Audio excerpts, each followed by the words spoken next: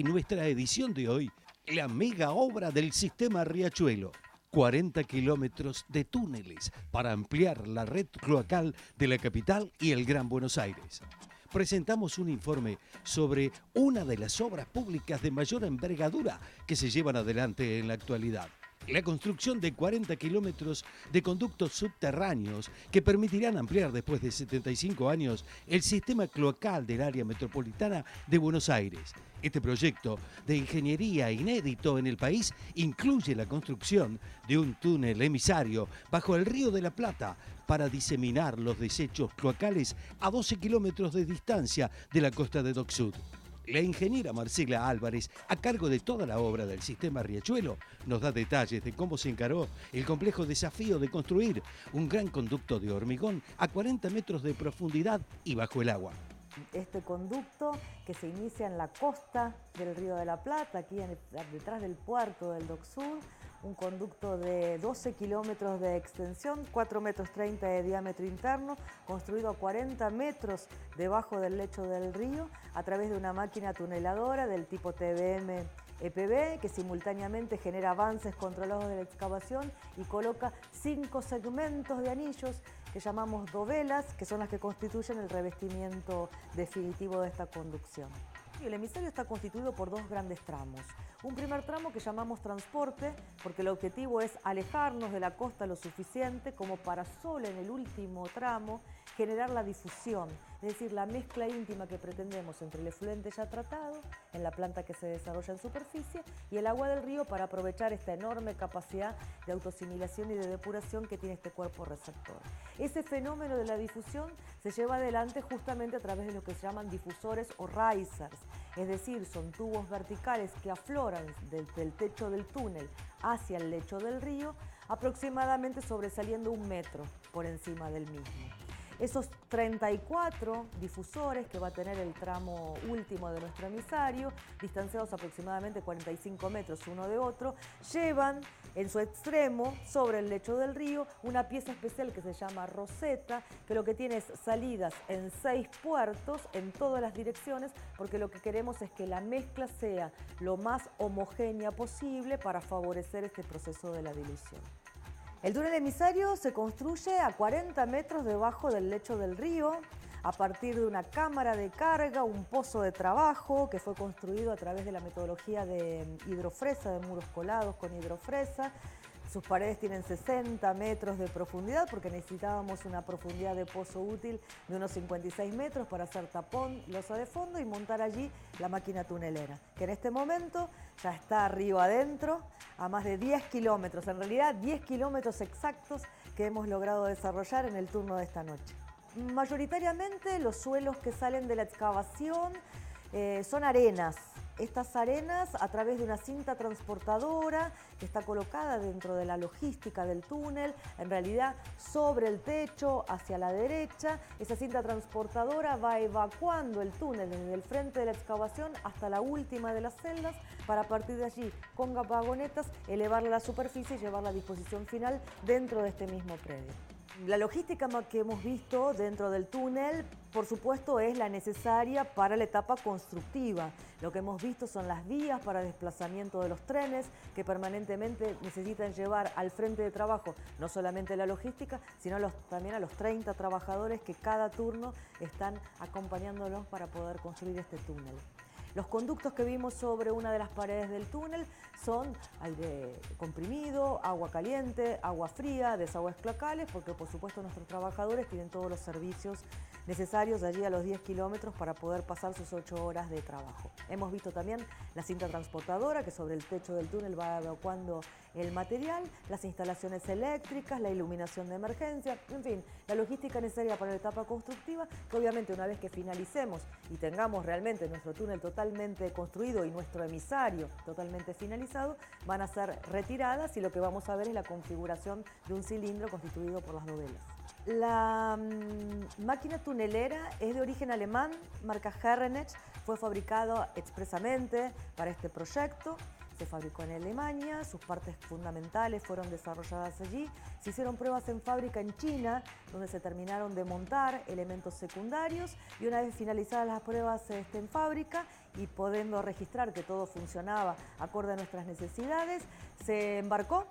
y llegó al puerto del Dock Sud hace ya 2 años. La metodología de construcción de los pozos necesarios para el montaje de la tunelera y el inicio de la construcción del túnel fueron desarrollados a través de lo que se llama metodología de construcción de muros colados con una hidrofresa. Esta máquina, que también especialmente se importó para generar esta metodología, permite a través de paneles poder ir construyendo los cilindros que han conformado la configuración original de este pozo. Esas paredes tienen 60 metros de profundidad porque necesitábamos que se enclaven en las arcillas azules para contener un sustrato firme, y a partir de allí poder empezar entonces la tarea de excavación. El muro colado, siempre digo que es un encofrado de lujo para poder contener y sostener excavaciones de esta envergadura. Estos pozos que hemos construido para el emisario han sido los pozos más profundos construidos en el ámbito metropolitano, hasta el momento que los construimos, por lo menos en el ámbito metropolitano. Para poder proceder a la excavación, lo que se hizo es sacar la primera capa con retroexcavadoras, porque la primera capa era de material de aporte que nosotros habíamos consolidado con nuestros rellenos, y después a través de una draga poder hacer la extracción del resto del material. Para mantener un equilibrio de las presiones, estábamos hablando de cilindros de una profundidad muy importante, lo que se hizo es inundar esos pozos, mantenerlos siempre con agua y con la draga ir sacando el material fluido. Una vez sostenido este equilibrio de las presiones, lo que había que realizar era la limpieza de las paredes y la constitución de lo que se llama un tapón de fondo, que impidiera ese efecto indeseable de sifonamiento del fondo. Para poder hacer esa actividad, tuvimos que requerir 8 equipos de buzos que, dada la profundidad a la cual tenían que descender, no podían estar más de 20 minutos trabajando allá abajo. Estábamos a 50 y tanto de metros de profundidad, con lo cual iban retomando sus actividades uno a uno y haciendo no solamente la nivelación del fondo, la limpieza de las paredes, posteriormente bajar las jaulas de armadura, porque ese tapón es de hormigón armado, y finalizadas esas tareas, que llevaron unos cuantos meses, poder entonces hacer un hormigonado de tapón de fondo bajo agua. También fue una metodología totalmente inédita, no hay mucha actividad de hormigonado bajo agua y mucho menos a esa profundidad. Eso se hizo con un aparato que se llama un dobber, entonces nos permitió, una vez tener estabilizado ese fondo, poder después proceder lentamente al desagote de los pozos para poder vaciar el agua y poder hacer el resto de las actividades que necesitábamos allá adentro. El predio del Dock Sud, donde nos encontramos ahora y que ya vemos el estado de las obras sumamente avanzados, en realidad cuando llegamos aquí al origen de los contratos era un lugar bastante inhóspito. Tanto es así, para reflejarles exactamente el contexto, que a esto lo llamaban, y así figura todavía en algunas cartografías, Refulado Yarará. Así que se podrán imaginar en realidad no solamente de qué se trataba este predio, sino, bueno, las visitas que teníamos por aquí. Con lo cual, confieso que personalmente yo tardé unos cuantos meses en venir a este predio, porque la verdad que solo con las fotos que me mandaban estaba bastante impresionada. Obviamente, una vez que inicia la actividad constructiva, la limpieza y demás, esto se va liberando. Así que bueno, en un terreno bastante inhóspito, la configuración de la costa tenía algunas entradas que hacían que, como tenemos por aquí líneas de alta tensión, son las líneas de alta tensión de Edesur que en realidad llegan hasta Central Puerto, esto genera un cono de restricción por debajo del cual no podemos hacer construcción de obras y mucho menos plantas que tienen espejos de agua. Con lo cual la primera actividad que tuvimos que desarrollar fue hacer una defensa costera de 6 metros de altura con piedras de distinta granulometría, incluso las llamadas riprap, estas piedras de gran tamaño para combatir el embate de las olas, y poder rellenar y ganar una parte del terreno del río para tener disponibilidad de espacio suficiente para el resto de las construcciones que necesitamos aquí en este predio. El sistema completo entonces comprende una obra de transporte e intercepción, una planta de tratamiento, de pretratamiento que se desarrolla en este predio del Dock Sud, donde decimos en 2 palabras para simplificarlo, que en esa planta de pretratamiento lo que hacemos es quitarle el efluente cloacal, todo aquello que después el río nos va a ser capaz de depurar, porque el último tramo entonces es un emisario que nos va a permitir la disposición final y completar este sistema de dilución. Una vez que nuestro sistema Riachuelo esté en funcionamiento, el beneficio directo es a más de 4.300.000 habitantes, a los cuales no solamente le mejoramos la calidad de vida, claramente porque mejoramos condiciones ambientales de la cuenca, sino que además fundamentalmente reforzando nuestra capacidad de transporte, estamos mejorando significativamente nuestra calidad de prestación del servicio.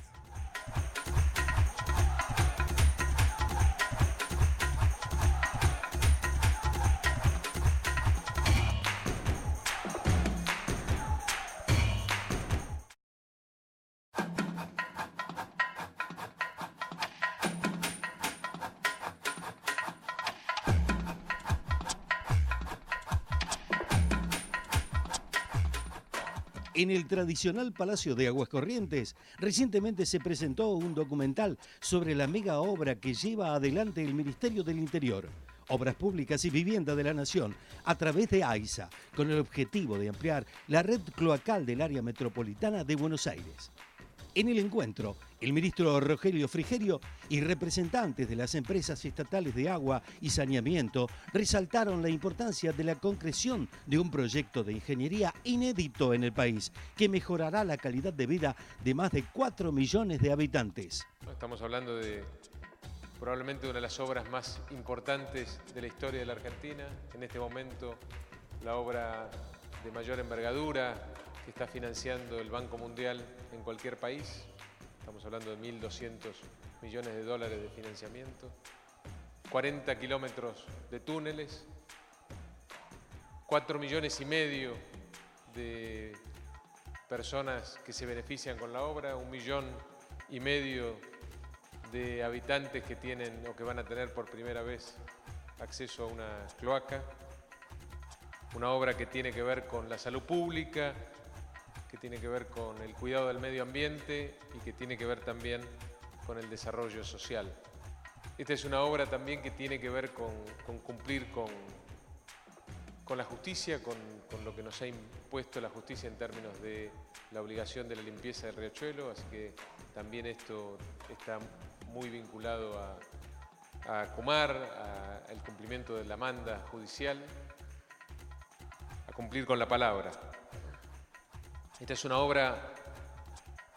que solo es comparable o que tenemos que ir casi 75 años atrás para encontrar un equivalente. Al comienzo de la Segunda Guerra Mundial hacíamos el último gran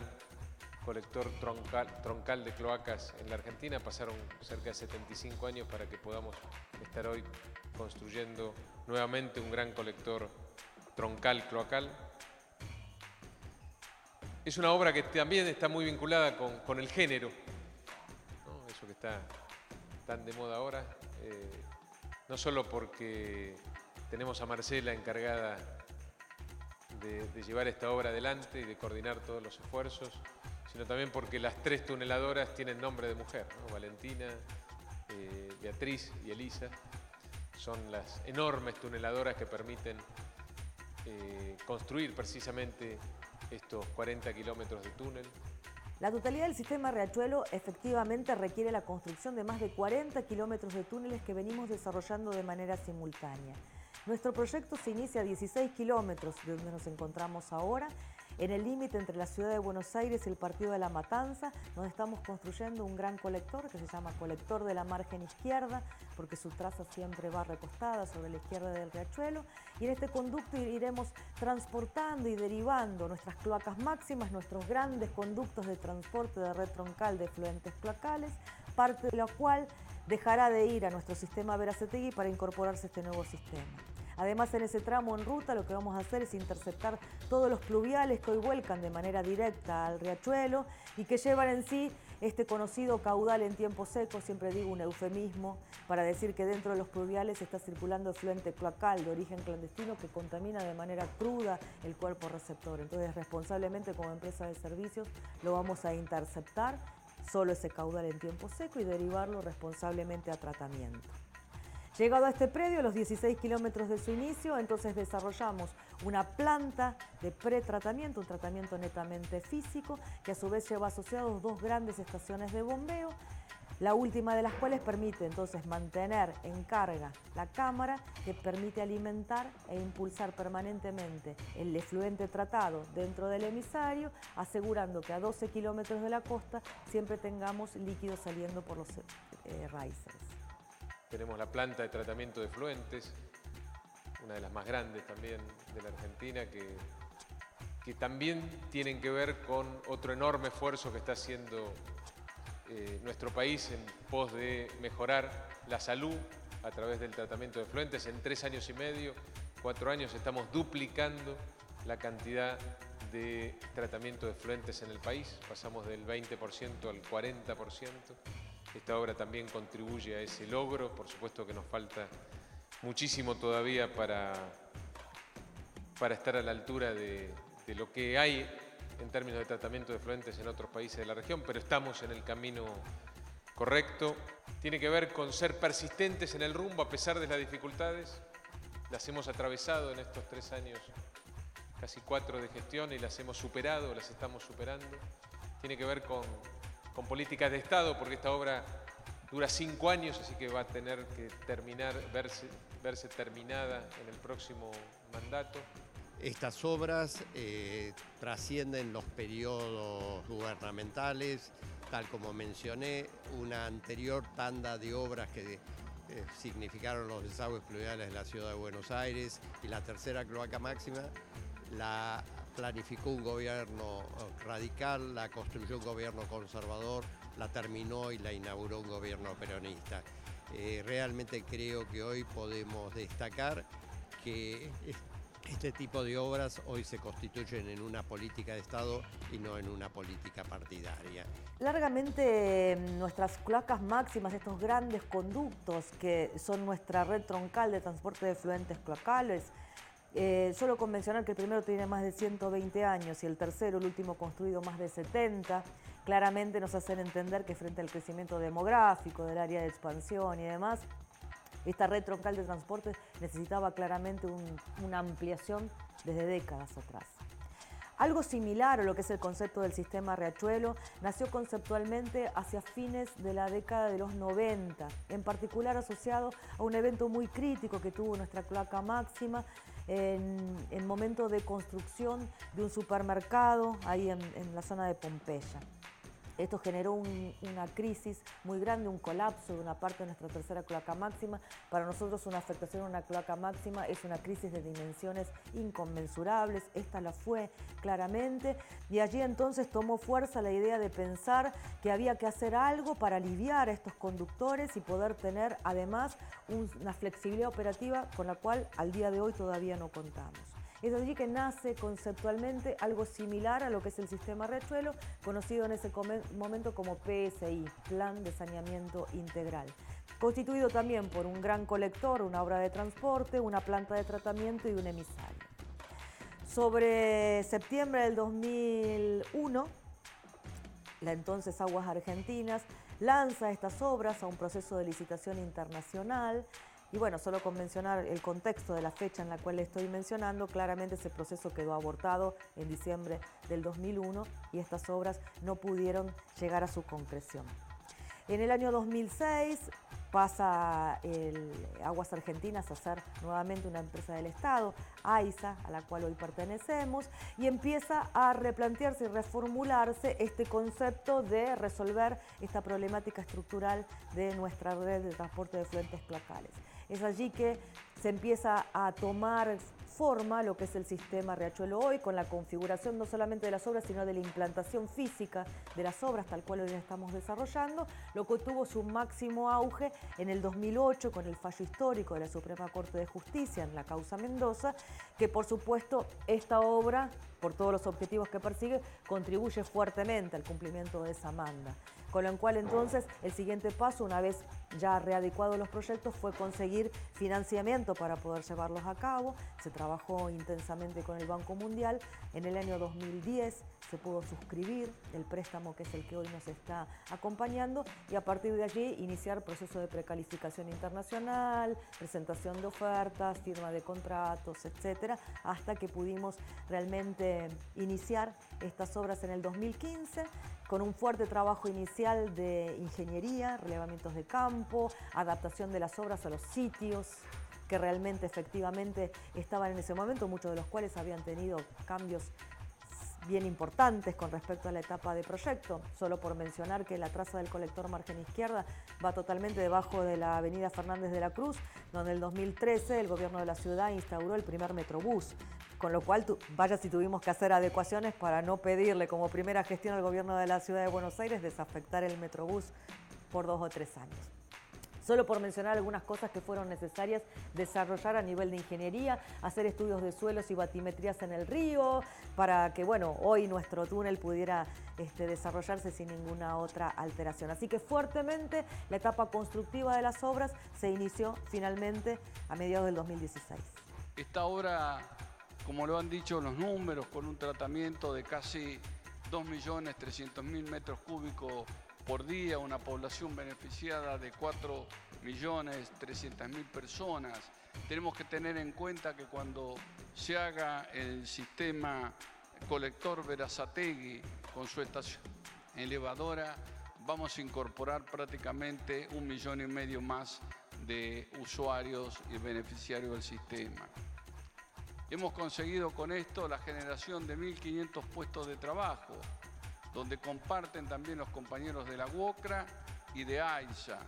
que en la hermandad del trabajo, porque ellos son los que inician inicialmente las obras y después nos toca a nosotros la responsabilidad de operar los sistemas tanto de planta como todo lo que se hace en materia de agua y saneamiento. Hubo una inversión de $1.200 millones que participó el Banco Mundial, y también hubo una parte importante por parte del Gobierno Nacional, fundamentalmente en la planta 2 Sur, que es la que está a cargo del Gobierno Nacional.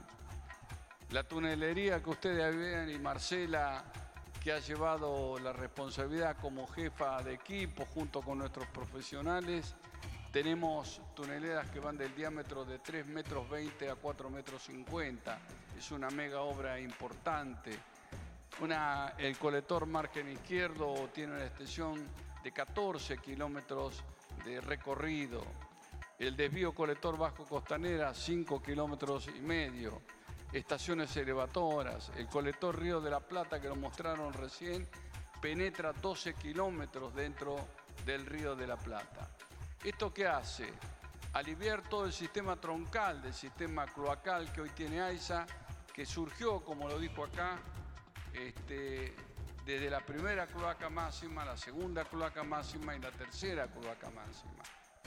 Esto va a beneficiar porque va a aliviar todo el sistema troncal que nace desde la zona norte, cruza por toda la capital federal y termina finalmente en Berazategui. O sea que nosotros como trabajadores estamos orgullosos, acompañamos, somos una organización gremial que mira al futuro,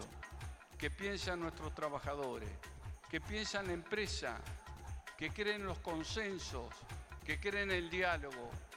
que cree en una Argentina que se debe unir en beneficio de todos los argentinos. Estos deben ser políticas de Estado que trasciendan a los gobiernos.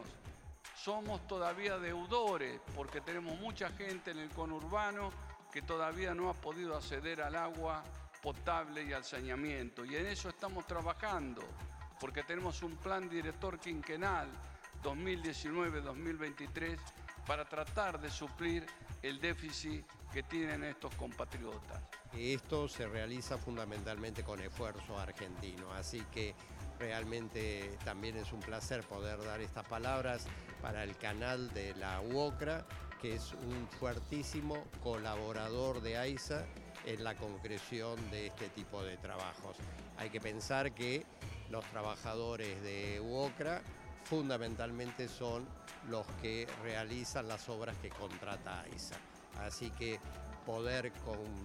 ver que ya vemos el horizonte cuando esta obra esté terminada y funcionando, que va a ser a fines del año 2022, es realmente una satisfacción. Es lo que necesita la Argentina, ¿no?